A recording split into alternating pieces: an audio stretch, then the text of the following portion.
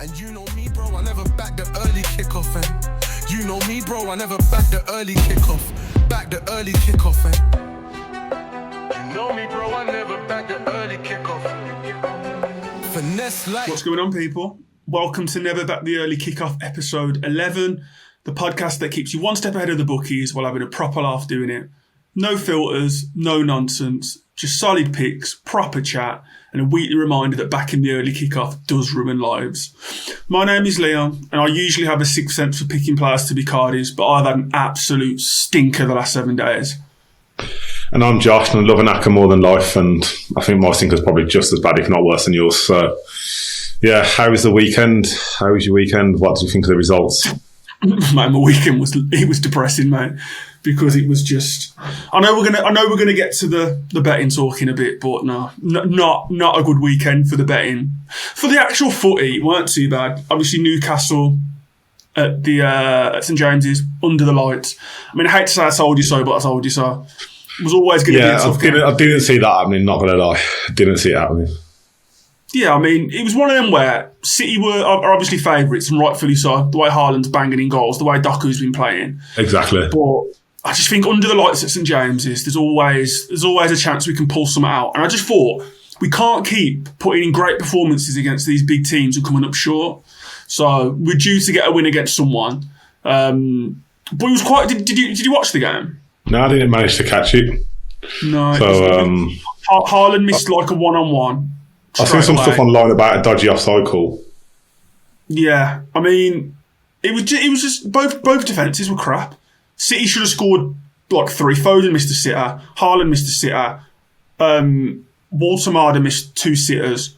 So it was just like both teams were just giving up chances left, right, and centre. But Harvey Barnes missed an open goal in the first half, but then he made amends and bagged 2 in the end. So that was a good result for the Toon Army, mate. We march on up the table we go. Where are you in the table? Not where we need to be. We don't need to look at the league table yet, mate. Premier League's a marathon, not a sprint. So we're moving in the right direction. I'll leave it there. We're moving in the right. Do you know where we are? 3 points off Liverpool, mate. That's where we are. Had a disastrous start to the season, but 3 points off Liverpool. Is that where you want to be? 3 points off Liverpool in 14th place. If you'd said to me at the start of the season, oh my!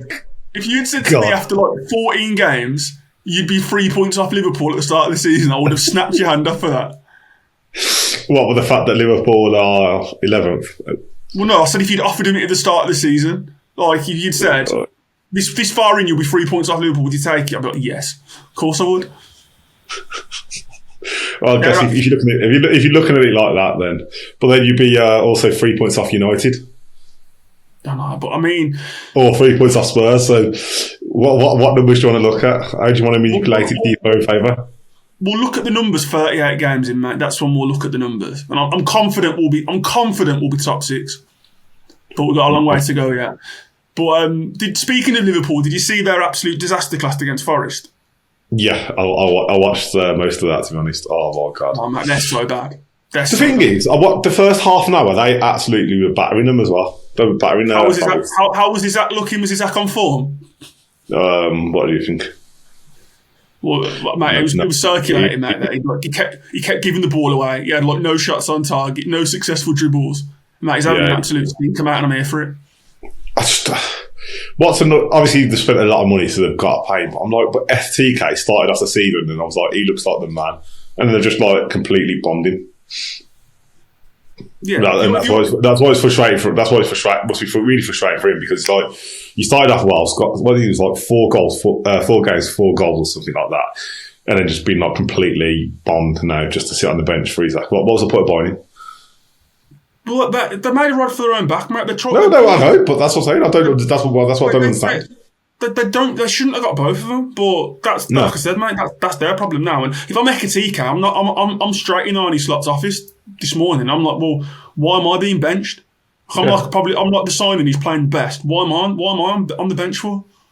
No, I agree, and that's what I mean. But that's why I just think it's just really awkward and embarrassing for him, because he's like doing awful, and they're just being NBTEK eventually was just firing him. Like, I know you spent a lot of money, but just stick with your best team.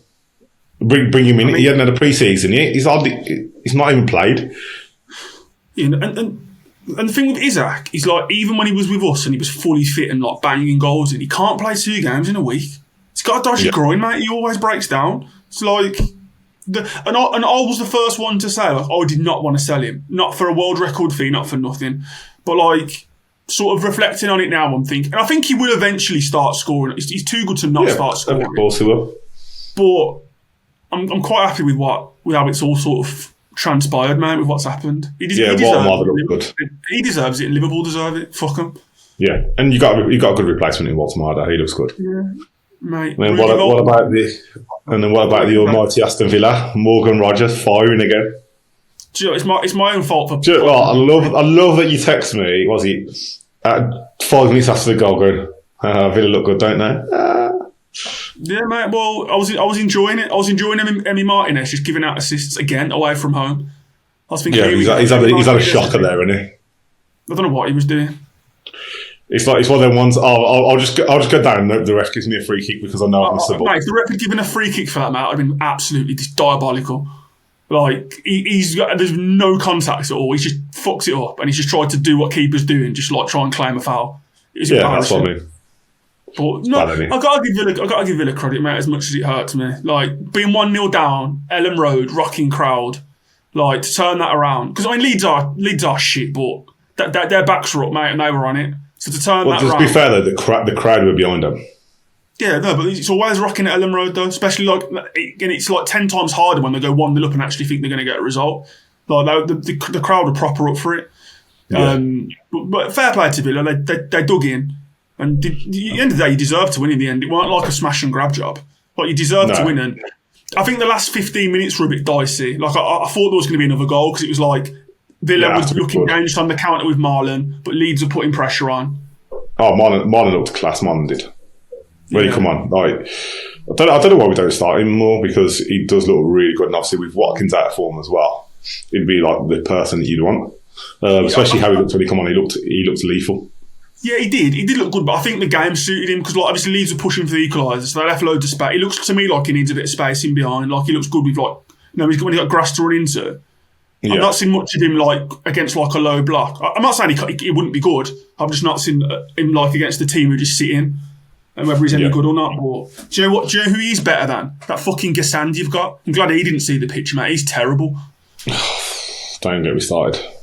Gassand and Sancho, mate. They're like, and Harvey Elliott, mate. Harvey has not even played. Sancho come on again. Gassand, he's not played. We'll probably see him on Thursday night against the young boys. Yeah. So, mate, it's a good result. We scored another free kick. It'd be interesting, actually, because we've done that a few times this season. Gone 1-0 down and then come back and won 2-1. Yeah. No, it shows that your team's got a bit of, like, resilience. Like, but bounce back ability.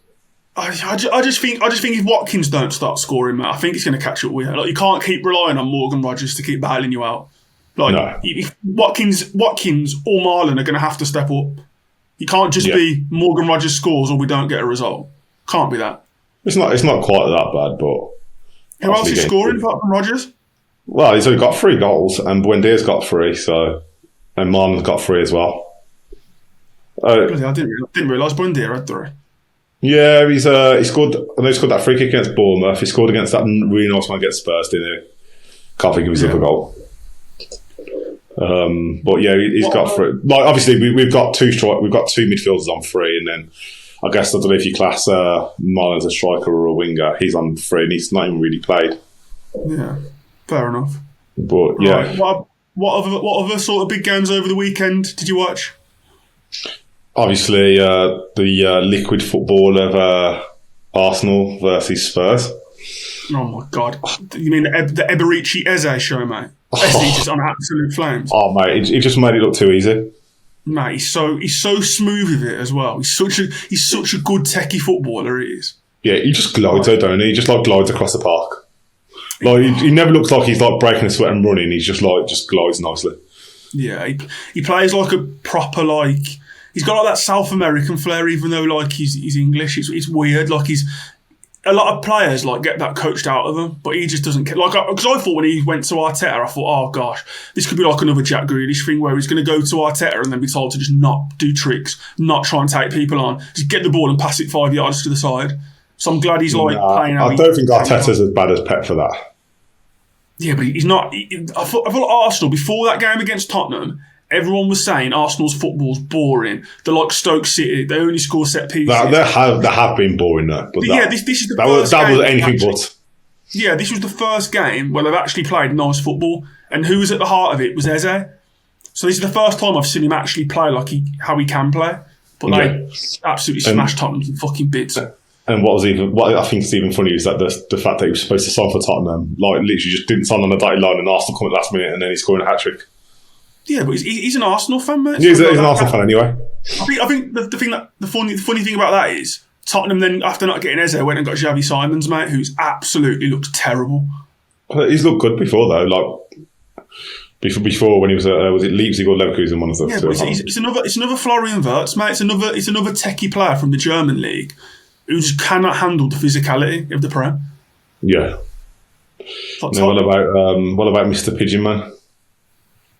Richie, mate. He's absolute trying chips from 30 yards out, mate, just picking the fucking goal out. It was unbelievable. It was an unbelievable goal. Do you know what's mad? I mean, because I didn't actually see the chip live. Like, I literally was, I'd gone into the kitchen and I saw it was where you leave the room and you hear it on the TV and you have to run back. I left the room and I had my phone on the side and I saw like a goal had gone in on flash scores. And then I was like, as if Spurs have scored, like that's out the blue. And I went back into the living room, mate, and I just seen him I was like, what's he shooting from there for? I was just like, oh, mate, it's class. Yeah, I mean, I think Richarlison's crap, but that was a quality goal. He's not the best until he starts playing for Brazil, then all of a sudden he turns into the best number 9 in the world. Yeah, he's just, yeah, there are certain South American players like that. Like, who just, for the country, they're just like absolute world beaters, and for the club, they just can't be arsed, mate. I remember that one. I think was it in Qatar where he scored that like unbelievable goal. He scored a few good ones. It was unbelievable. Yeah, but he's not a good Premier League striker. But for me, that just showed me like Spurs are banging trouble. I think. Yeah, they're like, I don't know where they're going. Like, or don't see what the plan is going to be for them, or like even what they're aiming for anymore. Obviously, you go, well, they're trying to get like Champions League, but I don't think they're capable. I know they have had a lot of injuries, but I think the attacking part of the squad, they've got 2 injuries as far as I'm aware: Maddison and Kula. Slanky. Slanky's been out for a while. Is Slanky much of an upgrade? I look at their team and just think they've got so many players who are just bang average. Brennan Johnson. That's what I mean. They've got no one. That's what I'm saying. They've got no one exciting going forward. Like Solanke, Madders, Kuleveski. Kuleveski's good. Madders is decent when he's fully fit. Xavi Simons, he doesn't look the best. But again, like you said, Brennan Johnson, very average. I thought Kudos could be a different maker, but he ain't got nothing. There is no one else to play with him. He's playing with 4 defensive midfielders. Yeah, like I think Kudos plays in spurts. Like he'll get the ball, he'll roll someone and go on a little jinky run, do it a couple of times a game, and then just do nothing else. Like, he plays in flashes. Yeah, I agree. I think Spurs are just going nowhere fast. Like they've got, in my opinion, I think their defence is. They've got some good defenders, but apart from that, I just think the rest of their team's bang. Yeah, I'm not overly sold on Vicario, but then I think Jed Spencer right back, I found Pedro Porro. 2 centre halves, I think are good. Class. And then obviously Udogie left back, I think that's solid. Yeah. Then I think even if you just play with your 2 defensive midfielders, I think if you get Bissouma back, he's solid. And then you got Bentancur.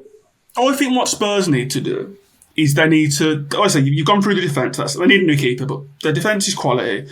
They need to play 2 of their solid midfielders, and then they need to play like either, I know he's injured, but Kulusevski, Xavi Simons or Madders more attacking. They need a top draw left winger. They need to go and buy like a top draw left winger. But like as a Zulu. Oh mate, we'll get on to him in a bit. Mate, if he comes to the Prem, I'd just cry. I'd just cry happy tears. Like him or Zakanyi, mate, I'd just be crying my eyes out with just joy. But yeah, I don't think there were any other major games of the weekend that you saw. No, I think those are the biggest ones, weren't they? Yeah, Chelsea beat. I watched a bit of Chelsea Burnley, but again, nothing that's that exciting. Obviously, you got United Everton tonight. But yeah, there wasn't any other electric games. No, Wolves Palace is dead game. Brighton Brentford's dead. Bournemouth West Ham. I don't know how Bournemouth didn't win that. Mate, their expected goals was over 4, and West Ham's was like 0.6 or something like that. Yeah, like that Bournemouth. They had 28 shots, 10 on target. Yeah, it's embarrassing how they didn't win. So when you keepers making eight saves. I think when your XG is approaching 4 or just above 4, like there's no way you shouldn't be winning that game of football. But no. So it's been a bit of a stinky week betting wise, as we both alluded to at the start. So let's dig into it in a bit more detail. Let's talk about the pain, the losses, the heartache. So how was your week? Where did it all go wrong for you? It all went wrong every moment possible. No, like literally, I'm not even exaggerating. I've worked it out. This weekend, I've picked 22 correct results. Oh. So yeah, this week, over the weekend, I picked 22 correct results and got about 5 or 6 wrong. So and you've won. And I'm taking it out of those 22 correct predictions. You didn't get any on the same betting slip without a loss. No. I got. I had City on a few, which obviously we know let me down. Which that was always going to be a bit of a riskier one. But then the Dutch teams fucked me really bad. Obviously, Feyenoord lost and Ajax lost as well. Who did Ajax play? Ajax lost to Excelsior. Were they playing someone that they should have beat handily? Yeah, they were playing Excelsior, who were in the relegation zone, and they lost 2-1. Oh, they were at home, I think, Ajax, weren't they? Yeah, I think so. And then Feyenoord lost 4-2 to NEC. Oh, so that wasn't great. And then I had Bournemouth on 1, which obviously we've always touched on. Bournemouth. Just the 4xG. Yeah, just the 4xG. Did have Liverpool on 1, but that was just more of a risky one. Because I thought Liverpool at home. That was just like a kind of chuck away risky one, that was. Mate, and then Liverpool have got to be on your ban list now. Liverpool look like they can't get a result. Yeah, they've won 1 in 5, and 1 was against Villa, of course. And then Middlesbrough drew with Oxford, but again, that was all on like kind of a chuck away kind of like a higher odds one that was a bit more risky. Middlesbrough away to Oxford, like they've been flying at the minute, and then drew with Oxford 1-1, and then the big one obviously was the tough one was Real Madrid last night. Oh, don't! That was like a dagger. Like 2-2 with Acca. Oh, don't! That one was like a knife through my heart. That. Yeah, so I had quite a few on. So I literally picked. I had Palace, they were evens. I had Coventry, they went 2-0 down, won 3-2. I had Blues, they won comfortably. Chelsea obviously won comfortably. Rangers and Celtic. Hibs as well. Munich, they went 2-0 down, won 6, I think. PSV, Slovan Bratislava, Galatasaray, Ludogorets, Vikings, Bodo Glimt, which I told you though both those would win because they both had to win. I had Barca, I had Flamengo in Brazil, the strongest in Bolivia. I even had Villa away to Leeds. They were 7-5. I had young boys in Switzerland, Zelina again in Slovakia, Fenerbahce. I had all sorts, mate. I had all sorts and just all across different acca. So what I done was to try and chase my losses. I had the boost yesterday on Bet365, which was Aronson and Rodgers to be fouled and both teams to get a card. So my tenner, he used to let me bet 40 quid on that, but now it lets me do a tenner. So I had to do a tenner up to 25. And I put the 25 on Fenerbahce again, who went 2-0 down and won 5-2. Vikings, and then Real Madrid just to basically make me evens for the weekend. And then Real Madrid went and shut the bed. Yeah, that's That's painful. I was laughing because of the strongest in Bolivia. When I hear that team, it just makes me laugh. And then, like, frustratingly, I had an 18-fold, and basically I would have had 4 left. That's 14. So I had 11 out of 14 so far. I would have had 11 out of 14, and it was like City, Real Madrid, and Feyenoord. I think it was. If all them 3 would have won, I would have been on for 11 grand. Oh, And like the teams that I had left are all like bankers, like really big bankers. That is Like painful. the teams I'd left on that one would have been Villa against Young Boys, Forest against Malmo, City, and then like a massive favourite in the Champions League.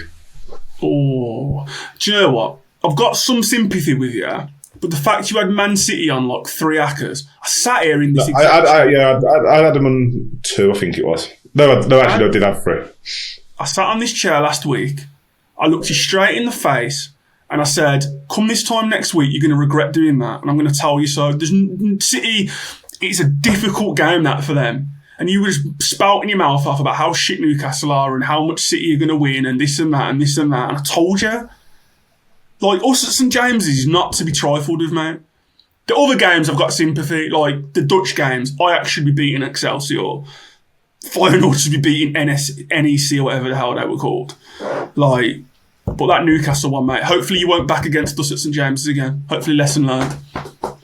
Yeah, maybe we'll see. No, it wasn't. Oh, actually, no, it was Ajax. It wasn't even Feyenoord. I've just checked. It was Ajax at home to Excelsior that was the one that done me. So Man City, Ajax at home to Excelsior, and then Real Madrid last night. Otherwise, I was 11 out of 14 with 4 more, which we're going. Like I said, Real Madrid was the other team on the acca. Real Madrid, Villa, Forest, and Man City would have been on for 11 grand. That would have been a healthy position to be in at this time. Yeah, that's what I'm saying. The odds from them is like just over evens. It's unlucky. But it is what it is. We've got to go again, haven't we? We've got to fucking go again. Sometimes you got to stand up, dust yourself off, and get back into battle, mate. Yeah, so I'm not happy. It's been a bad weekend, but I guess it could be worse. And then, probably some of the ones that you were touched on as well. I had a bet builder come in for the first half, and then I put it all on cards, which you would have exactly had as well. What game are you talking about? In the what's his name? Zakadny, right back. Oh, versus Vega and Udogi had first half fouls in the Spurs, Arsenal, and the Lazio game. That come in and then put it all on the cards. And then obviously the cards didn't come, did they? Which I'm sure you'll touch on. Oh, well, mate. I'm more than touch on. So, yeah, how did you get on? You know what I got on, mate? Poorly, mate. Again, I got on about as well as Alexander Isak got on, mate, in front of goal. Mate, oh my God. Registering absolutely nothing in terms of profit. That was my week. The thing that annoyed me is I actually won 3 separate bets and I still ended up slightly down. So that gives you an indication as to just how many I got wrong. So I'm going to start with the things that went right because that's not going to take too long. So 3 bets that I won. One was Abdul Ezazuli, mate. That he's going to become a bit of a cult hero on this podcast, mate. He's like in the bracket. He's now in the bracket with Zakanyi, Jack Grealish, and Cambiani. It's the absolute fantastic 4 they are. So Ezazuli got the right. He actually didn't get the right back booked, but he started on the bench for Betis. Yeah.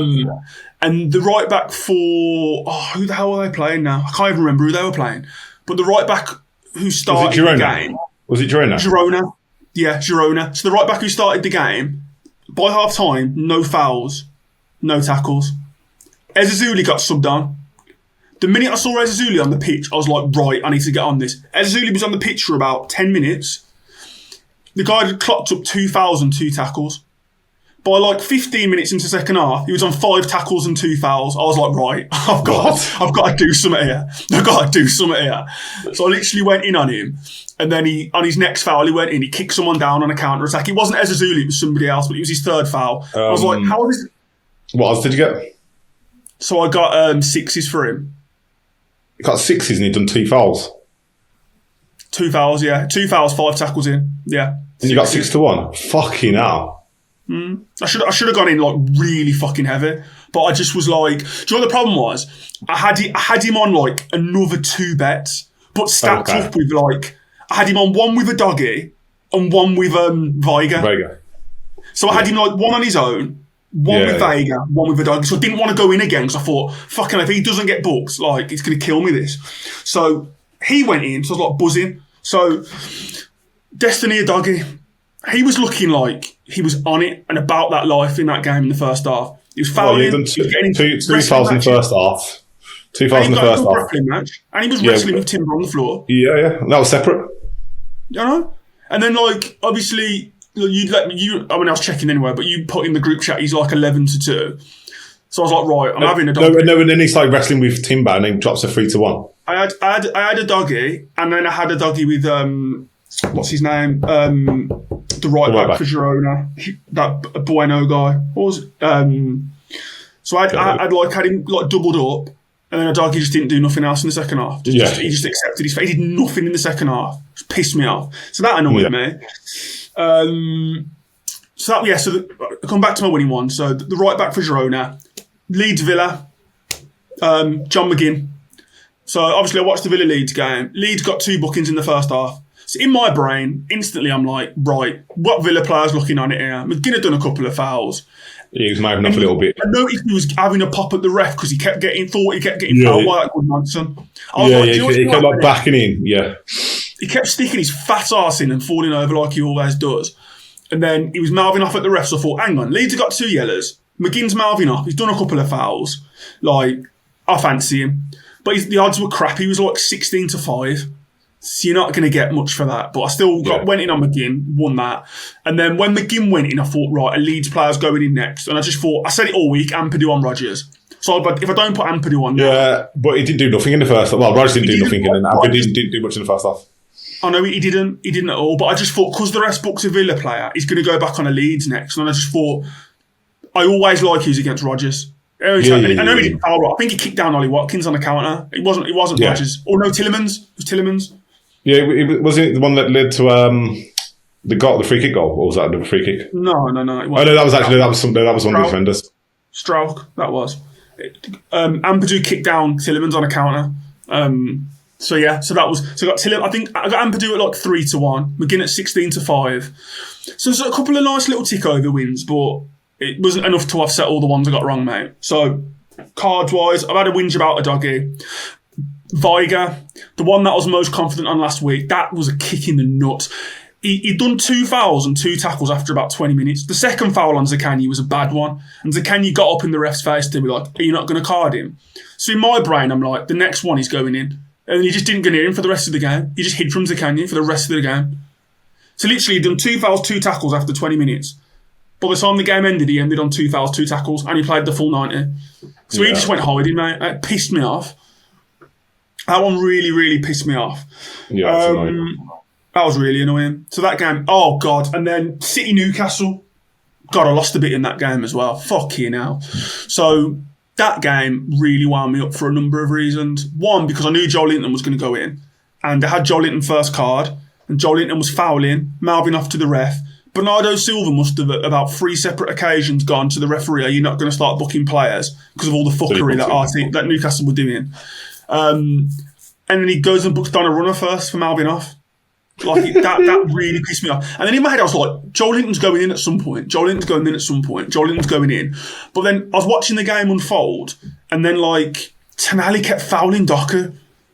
And he must have fouled him like 4 times. I was like, the next one. Like Tonali's literally just sitting on Doku and just fouling him. So I was thinking, right, the next one, Tonali's in. So I went on Tonali, not Joe Linton. What does Pep do? Pep decides to get out his roulette and play Pep roulette and decides to pull off Doku when they're losing. Like, why are you pulling off Doku for Silvinho when you're losing? What's Silvinho going to do? Absolutely nothing. So he takes Doku off, puts Silvinho on, which basically means Tonali's not asked about Silvinho. Didn't do a foul for the rest of the game. And then fucking Joe Linton goes in the 92nd minute. That really, really wound me up. So I went in play on Tonali, had Joe Linton first card, and I went in on Bruno G when we were winning, because Bruno G was mouthing off. Bruno G kicks off with Pep after the game, but he didn't get booked. So that was an absolute fucking car crash. So Yeah, a lot of things wrong over the weekend, unfortunately. And then obviously, like you've already alluded to, Los Blancos, mate, Sunday night. They were the only team I had on Sunday for my acca. I'd had 6 teams win. Los Blancos was 7. I think it was 4 or 5 more teams this week, so a couple of Champions League bankers, I had like City against Leverkusen, City against Leeds next weekend. I had a couple of other absolute stonewall bankers. Didn't see Madrid doing anything but going there and winning. And then Madrid just absolutely shit the bed. And do you know what wound me up most about that game? Alonso just randomly decided to play 5 at the back with Trent at wing back. I'm like, what are you doing? Yeah. You've been playing a back 4 for most of the season. Why are you going to a 5-3-2 and playing fucking Rodrigo and Mbappe as centre forwards and Vinny's on the bench? That makes sense. What are you doing? What are you doing? You've been playing 4-3-3 all season. What are you doing? Yeah, don't know. And in like usual fashion with bets, you're thinking, fucking hell, 1-0 Madrid. The minute Madrid get a goal back, they're going to win this. They get the goal back. I'm like, right, here we go. 1-1. Here we go. Vallecano score, and then you're thinking, fucking hell, it's done now. It's done. And just to give you a bit of hope, 87th minute, Jude Ballon d'Or, mate, pops up, mate. Who else? Scores 87th minute. You're thinking, right, come on now. 8 minutes of injury time. Come on now. You got 10 minutes. Nothing. It just fizzled. It just nothing. And I just thought, do you know what? That is fucking typical. And I know those last 5 teams on my acca is going to win comfortably. I mean, it wasn't for the most amount of money, mate. It was only... It was like an 800 return. That's a good, solid win. All bankers. Yeah. So all in all, mate, I'm not my most successful of weeks. But like I said to you, mate, you just got to get back on the horse. We got Champions League this week. Go again. We got them, so we go again. We go again. Stevie Gerrard, we go again. So there is a big week ahead. Champions League, Conference League, Europa League, Premier League. What are you thinking? Because these some almighty games. It's obviously Chelsea, Barca, and then Arsenal, Chelsea on the weekend. So you got plenty to pick from. So what are you thinking? What are you feeling? I'm feeling optimistic, mate. Obviously, rough week last week, but it's time to get to work. There's a lot of big games, like you've said. Loads of fixtures to pick from, so I'm feeling good. So, Champions League's back, so we'll start with Champions League. The fixtures that I think have got the potential for cards are definitely the Arsenal-Bayern game. So usually I wouldn't be too keen on an Arsenal game. You think? I think that could be a dead game. Well, we will see. But what have you dug out? Well, it depends on lineups again. Like, lineups are key for this because in Champions League you can't guarantee who's going to start when there's 2 good teams, big squads, etc., etc. But if Konrad Lima or Stanisic start left back against Bukayo Saka, if it's Lima, there is no way on this earth he doesn't get booked against Saka. There is no way. Lima has not got a chance of not getting booked against Saka. Saka's quicker than him, stronger than him, better than him in every department, and Lima just loves persistent fouling. So Lima will definitely get booked if he plays left back. Stankovic, I think, will still get booked, but not as confident as Lima.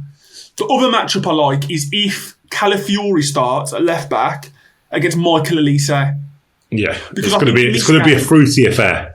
It is, because I think Arsenal are actually going to have to, like, at home, do a bit of defending, which they don't usually have to do at home. Most teams will just sit back and shit themselves. I think Bayern will actually come and have a game with them. So I think Calafiori will have to do a bit of one-on-one defending, and Elise is like banging form this season. He's playing so well for Bayern.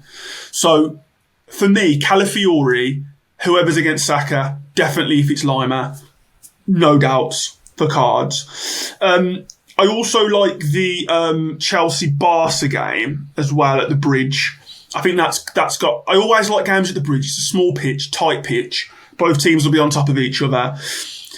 Usually, you know me, I love a Cucurella, but I think because Cucurella's against Lamine Yamal, international teammate, I just don't think Cucurella's going to have that same level of intensity. Like, I don't think he's going to be up his arse, kicking him, diving. No. I don't think he's going to be doing any of that shit. I think he's going to be playing quite respectful. But I think Moises Caicedo and Enzo Fernandez, on the other hand, will just be rattling into Barca's midfield. Like, rattling in. Like, snapping in. They just don't fuck. Yeah, like if the likes of Dani Olmo or Fermin Lopez or Pedri try and play on the half. Pedri's injured. Oh, is it? Or Frankie de Jong, whoever it is, like they're going to be snapping in. So I think Moyes or Enzo, if not both. And then for Barca, more difficult, because I don't think Chelsea have too many players that draw cards these days. I mean, if João Pedro plays in the 10, he's always good to draw cards from people. So if João Pedro's in the 10 and Marc Caicedo plays, Caicedo I think will get one. If Caicedo doesn't play, then it's worth keeping an eye on Fermin Lopez. Because Fermin Lopez, you get great odds for him, and he usually will do something stupid if it ain't going Barca's way. So if they're drawing, losing, even if they're winning by the odd goal and trying to like stuff out a 1-0 or a 2-1, he's likely to do something stupid late on. He loves like a card after like 70 minutes. So Fermin Lopez as well. So those would be my 2 Champions League games that I'm focused on. When we'll come into the Prem, the weekend, again, I know it's a bit Arsenal-Chelsea heavy, but Arsenal are playing Chelsea at the Bridge. I know I've just referenced them in the Champions League games, but Arsenal-Chelsea at the Bridge is going to be massive. Like, if Arsenal can go to the Bridge and win, that for me means like... it's already their title to lose, but if they go to the Bridge and win comfortably after smashing Spurs, after City shit the bed, after Liverpool are just weakly shit in the bed, I just think it's looking like it's Arsenal's league, mate. So I think Arsenal are going to be bang up for it. Chelsea are going to be bang up for it. Stamford Bridge is a dead small pitch, like I said before. So players are going to be right up against each other. You know who I'm going to go to for this battle? Mate, Saka Cucurella. I remember. I've been there with you, mate, when we've ridden on that wave before. England, Spain, we turned the favour. These players just do not like each other. Cucurella does not like Saka. Cucurella will foul Saka 3 times in that game. Saka will foul Cucurella at least twice. I could see both of them getting carded, but definitely Cucurella's going to go in. Saka, I think, will go in. I think Saka will go in as well. I think they're both going. But Cucurella definitely. And I also think Moyes' Caicedo, I think he's going to be snapping in on Eze. I think if Eze tries any of that fucking play on the half turn shit, or tries any of his like step out, I think Moyes is going to be all over him. Yeah. So I think Moyes is going to get one as well. Well, Odegaard could be back, might have a game as well. But Eze's just got a hat-trick against Spurs. There is no way he's not starting that. No, I don't think he'll get dropped, so he might come in. Yeah, but I just don't see Eze not starting and playing most. No, he will 100% start. I think Odegaard will get a few minutes in the Champions League, depending on how the game's going, and then we'll probably get a few more on the weekend. So again, you got another techie 10 coming in to get kicked. Yeah. I also think if the game's not going Chelsea's way, Enzo Fernandez for mouthing off is a potential as well, because he loves the card when it ain't going their way. So for the Chelsea game, I'd say Enzo, maybe. Moyes is confident. Cucurella definitely, and maybe Saka. Then the only other couple of games, Wolves Villa tends to always produce. It's always hit and miss. He's either like 10 cards or one. Do you remember that one we had before where it was like 11 cards or something like that a few years ago? Yeah, Wolves Villa's always got the potential for cards. I'm going to say what I always say, which is the centre mids for Wolves are going to be banging trouble against Rodgers. So I don't see a world in which João Gomes doesn't go in. Or failing that Andrade sits in there with him. I don't know for Villa, because Wolves play like it's not like Wolves of last year when they had Cunha and you just like whoever's on Cunha's going in. I think the Wolves are shit this year, and Wolves don't have any good players. So Villa players, it'd have to be like an in-play job, like whoever's looking on it on the day. But for Wolves, I think João Gomes, Andrade. And then taking it to the continent, Sevilla v Betis, mate. Abdi Azuli, he's just going to get... He's the guy he's against. Carmona. Yeah, for Sevilla. So Carmona either plays right back or the right centre-half. So it depends if they go with the 4 or the 3 centre-halves. If they go in the back 4, he'll be right back. If they go over back 3, he'll be right of the centre-halves. But Carmona's been booked 5 out of 11 times this season. And he's going against Ezazuli, who's the most foul player in La Liga. So for me, that just equals one thing, which is Carmona booking. So that's what I'm looking at for bookings, mate. I think there's going to be, because there's so many games to pick from. Like I'm quite confident with those selections. But what are you thinking for results?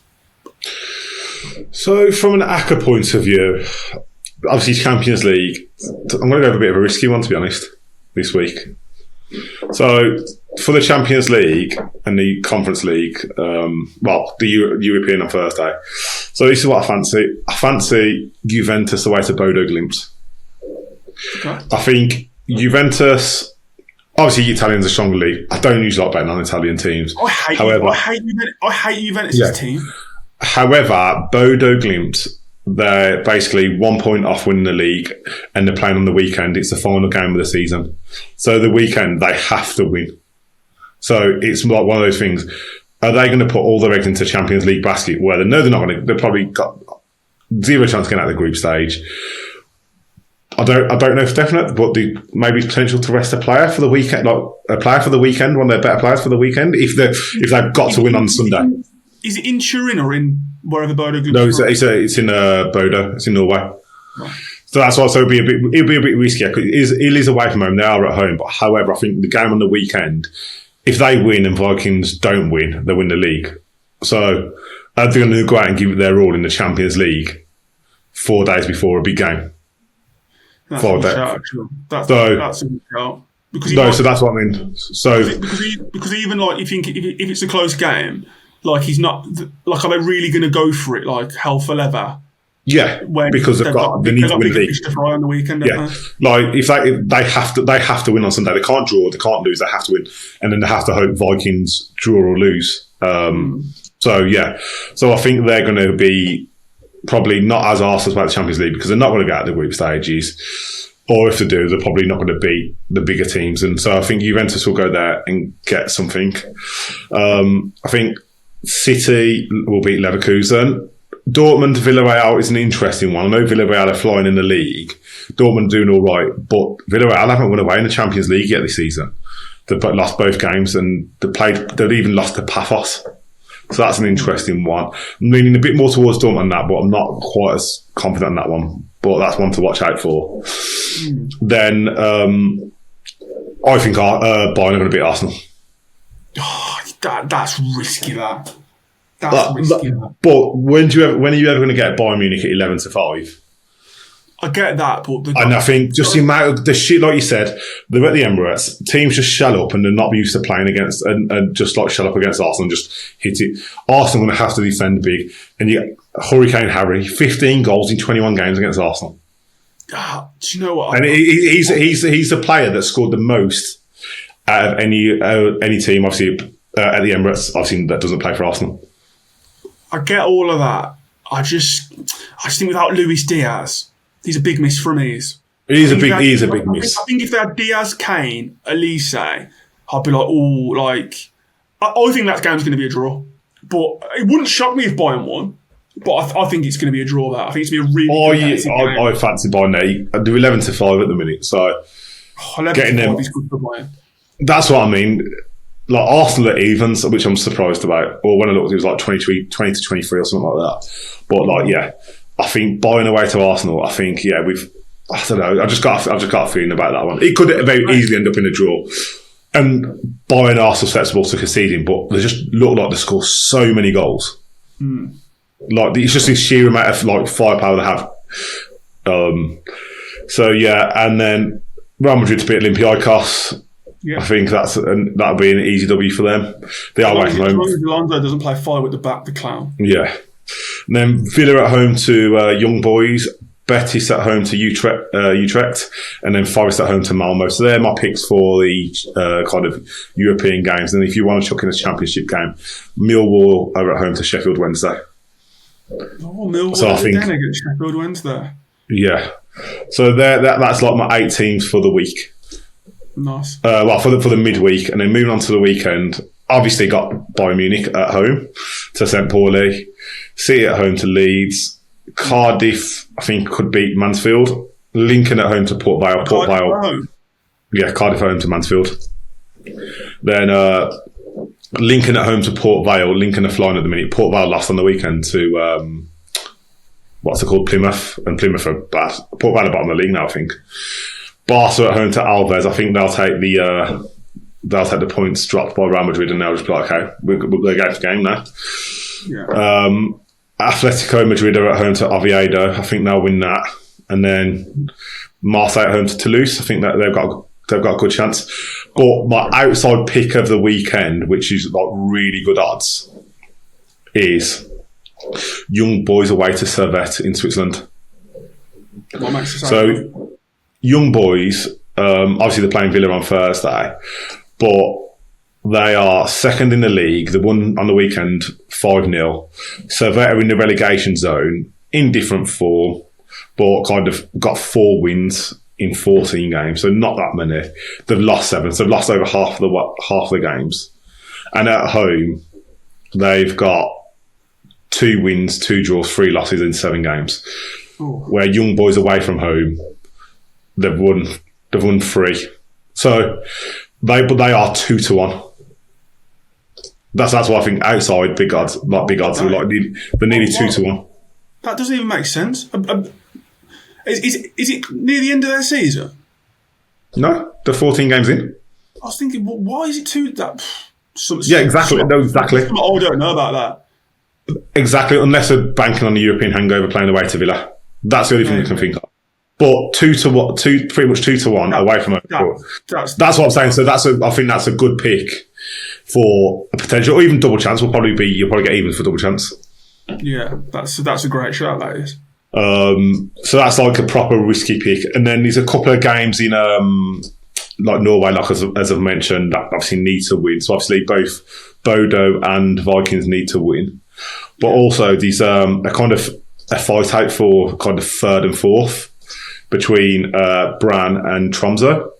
So Tromsø are 3rd with 54 points. They're in good form. Brann are 4th with 53 points, but they've been in terrible form. But they're both playing on Sunday, the final game. So basically, it's a shootout. Whoever wins kind of gets that. If Tromsø win, they obviously automatically get that 3rd place, which is the Europa League qualification spot, or Brann are currently in the Conference League spot. So basically, if Brann win and Tromsø don't win, they get the Europa League, and Tromsø get the Conference League. And obviously Tromsø need to win to make sure they get Europa League. So I think there's good odds. There might be a good value there.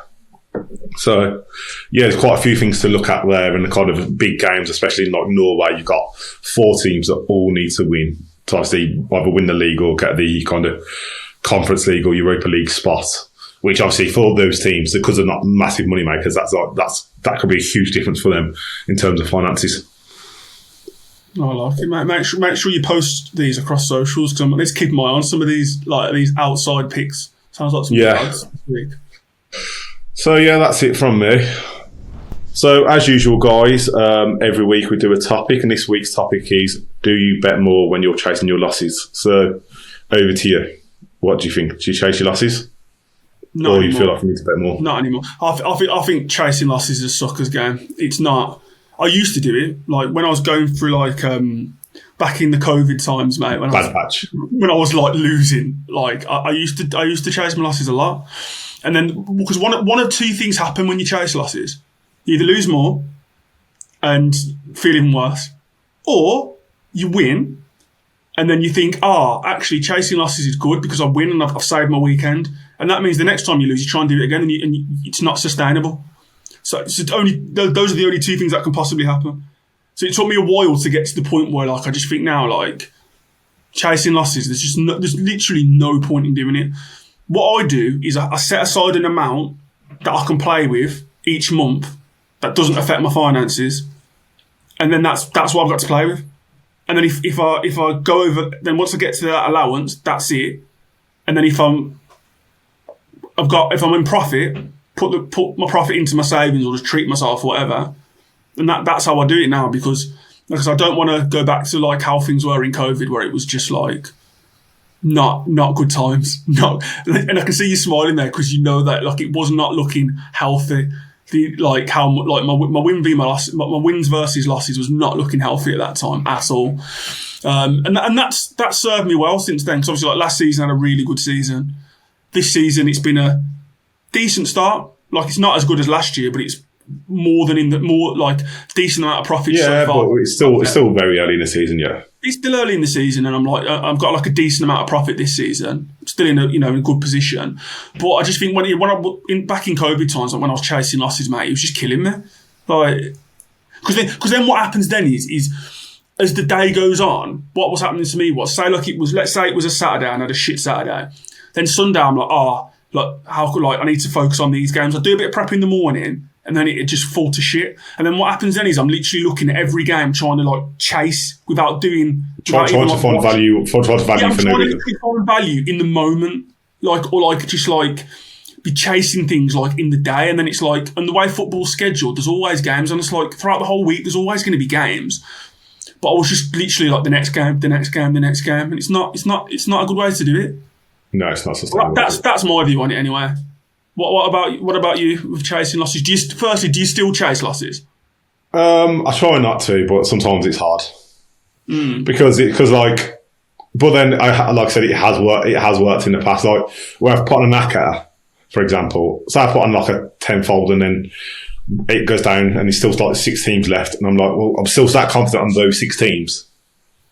So then I would put it on. Do you class that as chasing? Or is that just sticking to your original plan? Like yesterday, for example, I had 25 quid on the boost. I probably could have banked it and made it, but then I tried to save my day and just put on 3 teams and Real Madrid lost at the end. See, that's chasing losses. When you say things like save my day, but then I had 3 teams I was confident on, and then I had just one turn into 25 quid. But the only reason you put those 3 teams on was because you had some of those teams on your acca that went down. Yeah, exactly. That's what I'm saying. So what do you class that as saving your day? Do you class that as chasing it, or do you class that just sticking to your plan? No, that's not. It's not sticking to your plan because you just said, I had to try and save my day. Saving your day is not part of your plan. Well, yeah, but the teams I was already confident on and already picked. No, but you don't go into weekends saying to me, right, these are the teams that I'm going for, and then if these teams lose, my backup plan is to go for these teams. That's not how you go into a weekend. You've got your teams that you go for. They either win or they lose. But then to sit there on a Sunday and go, I need to save my day, so I'm going to throw these 3 on. That for me is chasing losses. You might not view it as that. I think chasing losses. But I'm sticking to my original plan. I'm sticking to my original teams. No, but the reason you put that on was to save your day. That's my point. It's because I'd done the bet builder, the bet boost. So I'd 10 quid into 25 quid. But you could have banked that, but you decided to put those 3 teams on to save your day. And the reason you were saving your day was because you were in losses. That's, for me, is chasing losses. Because I think you go into, I know for me anyway, I go into the weekend with a plan. I've got games that I want to focus on. Sometimes I'll do in plays when I think there's really good, lots of fouls and stuff. But I'll get to the point where, like, I know, I'm not doing any more now. Like, because if I'm doing that, I'm just chasing it. Okay, then so I counteract that then. So if I change the terminology of the wording I used, for example, if I wasn't down and gone, I chucked. If I'd won, say, 100 quid on Saturday, for example, and I was like, okay, I'm chucking that on Sunday because my back had already gone down. Yeah. Is that what difference is that? No, because it's chasing losses. So if you're up the weekend, it can't possibly be chasing losses. So if you've made on a Saturday 400 quid, and then you've lost, say, 200, 300 on the Sunday, if you then decide to put another 50 quid in, for me, like, you're still up for that period of time. That makes sense. So I don't think I think chasing losses is when you're in the red and you're like, fuck, I've lost a lot this weekend. I need to put another bet on to basically break even. That's my. You might have a different definition. What's your definition of it then? No, it is similar to that. But then my definition is if I'm then going and trying to find teams and not put on teams that I've not already picked out. Like if I'm trying to like chase losses and go pick on things that I haven't already thought about or haven't like put as part of my plan. Like I've just started going up betting, I don't know, like say Leon are playing observer and I'm trying to bet on Leon, which they were never part of any acca or any thought process. Then that's when I'm like, that's chasing losses. So let's like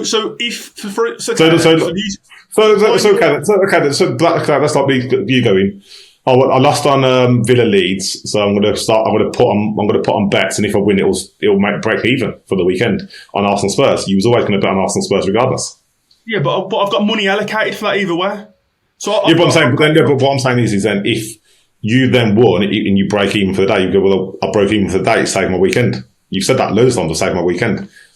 Yeah, but it's not like that's, like you said, that's always been a game I've got money set aside for that. Yeah, but I'll say those three teams I've already picked and already had on multiple times. So what I'm saying is, so by your logic then, so if let's say you've got like a 20-fold on, and let's say across the week, and let's say your 20-fold goes down on Monday, so you're saying you're just going to replace that bet every single time until you get to the end of that 20-fold? Sometimes I do, yeah. Okay. If I put on a 20-fold and it goes down 2 or 3 teams in, I'd place it again. But will you place it right? You just keep placing it? What depends on with the teams I had on. Like, for example, I had that like I said, the 18-fold. It went down yesterday. I had 4 teams left throughout the week, which I'll have them. But then because it's a new week, I'll put on more teams now, and I'll still have them 4 teams. Okay, so your definition of chasing losses is when you start going out. It's when you start going out outside the original plan and looking for value that you wouldn't have looked at anyway. So would you apply that logic for when you're up for a weekend then?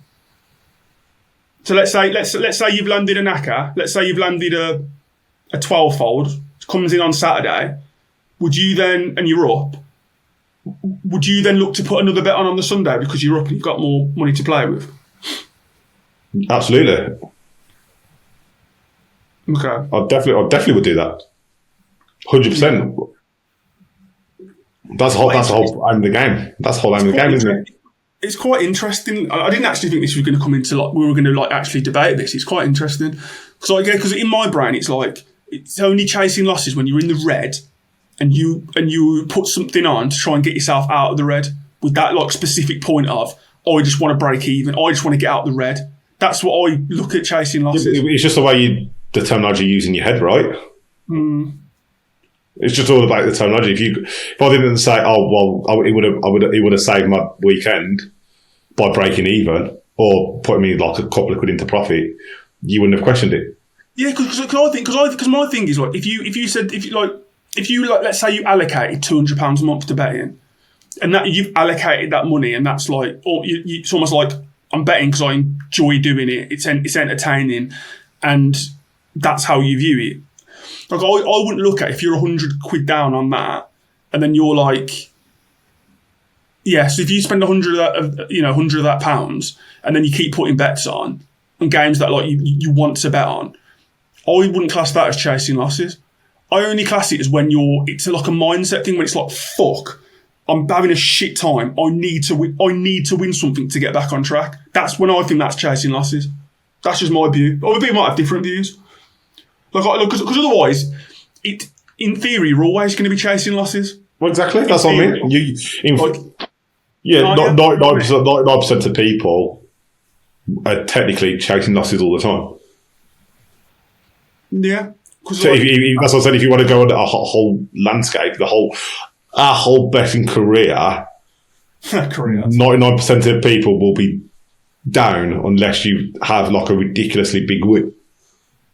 Or like a big odd win, should I say? Because obviously, like a big odd win, because if you only bet a pound, depending on obviously what you say, because if you bet £1 a week, all it takes is for 100 to 1 coming in, you probably covered your 2 years worth of stake. Yeah. No, so you need a big odd win, not just a big win. Because it's all relative. Yeah, well, maybe that's it. Maybe it is like for me, it's just a mindset thing. It is literally. Because I've been there. Like you said, when you were chasing losses before, you'd start betting on games that you wouldn't have tried to bet on games that you wouldn't have usually bet on. Yeah, but but for me, it's not just games I hadn't considered. I hadn't budgeted for going back in again. Yeah, okay. So that's do you know what I mean? Like, because let's say, for example, obviously last season I was up by quite a few thousand and I'm doing all right. So if then I'm like, I actually fancy going in on this game because I think there might be, I hadn't originally planned to, but actually I think there might be some action here. Because I'm up by so much, even if I lose, I'm still significantly up. So I don't ever look at that as, I'm chasing losses. But like, I think if like during COVID, like when I was down quite a bit, I would literally think, oh shit, like I need to pull this round. Like I've had a shit weekend, I need to win on this game. I think whenever you're going into a thing saying, I need to win, like I have to pull this round, I need to break even. And it might be just a terminology, because when you said I needed to save my weekend, for me that just rings That's chasing losses, that is. That sort of mindset of I have to save my weekend, I have to win this, I have to do that. I think when you're in that headspace, I think that's chasing losses. But I guess, with my example of yesterday was slightly different because I had the boost and turned £10 into £25 and then bet the £25 on something else. So again, in my head, that's only £10 out of my bank. No, and I get that. But what that's probably another curveball within the boundary of it as well, right? Yeah, because you could have put that 10 on 25. I'll withdraw 25 just because I've won that. But what you've done is I still fancy these 3 teams. I want to try and turn that 25 into 100, and I'll bank that because that'll get me even. That'll break me even, yeah. Yeah, and that sort of mindset of I'm going to do this to break even.